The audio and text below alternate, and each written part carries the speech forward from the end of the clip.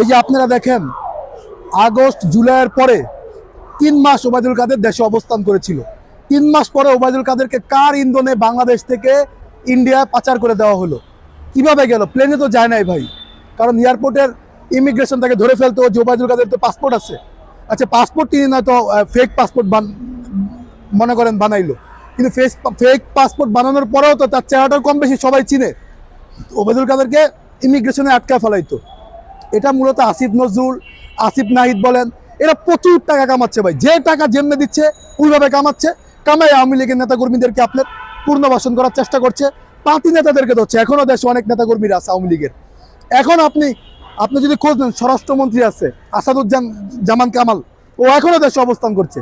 DB Harun, গত 2 সপ্তাহ আগে ডিবি কার্যালয়ে গিয়েছিলাম, গত 2 সপ্তাহ আগে শুনেছি ডিবি হারুন 2 সপ্তাহ আগে দেশ ত্যাগ করেছে, 3 সপ্তাহ আগে। তারপরে আমেরিকা গিয়ে নাগরিক টিভিতে উনি কথা বলেছেন। কিন্তু আমার কথা হচ্ছে যে আমেরিকা উনি গেল কিভাবে? উনি তো ফ্লাই করে গেছেন আমেরিকা, উনি তার ইন্ডিয়া দিয়ে পাচার হয়ে যান নাই। কিভাবে বাংলাদেশের এয়ারপোর্ট থেকে উনি বের হলো? তাহলে 3 মাস আপনারা কি বাল ফালাইলেন আমারে বলেন? এই উপদেষ্টারা 3 মাস কি করলেন আমাকে একটু বলেন। এই যে আসিফ নাহিদ, আপনার নাহিদের বাবা আপনার মিরপুর অফিস খুলে বসেছে। বিভিন্ন এই যে এখন আপনার সচিব নিয়োগ হচ্ছে, ডিসি নিয়োগ হচ্ছে, কোটি কোটি টাকার লেনদেন ভাই। সচিবের কাজ কি জানেন আপনি? শুধু সাইন করা আর হচ্ছে বাজেট নির্ধারণ করা।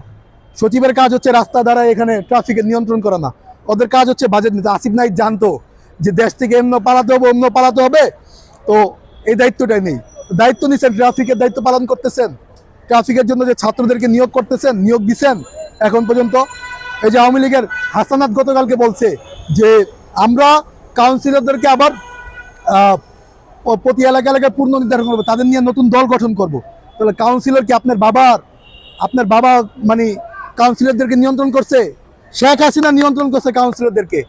তারা কাউন্সিলরদের মাধ্যমে বাংলাদেশে বিশৃঙ্খলা তৈরি করার চেষ্টা করছে। চাঁদাবাজির ট্রেন শুরু হয়েছে কাউন্সিলরদের থেকে, মেয়রদের থেকে।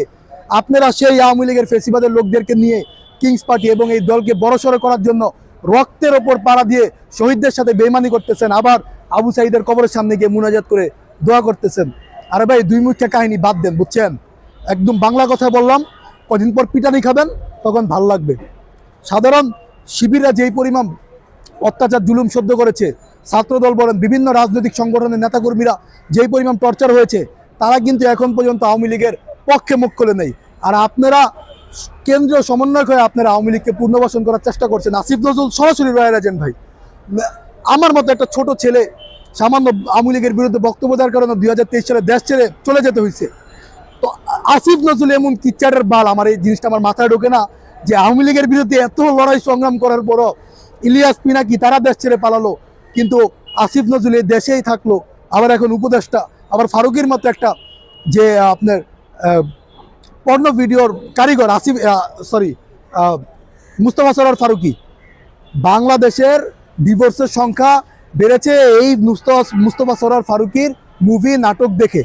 বাংলাদেশের প্রথম অশ্লীল নাটক তৈরি করেছে মুস্তফা সরোয়ার ফারুকী। প্রথম আপনার ব্লু ভিডিওর কারিগর হচ্ছে এই মুস্তফা সরোয়ার ফারুকী। এখন উপদেষ্টায় বসে বসে বড় বড় কথা বলছে।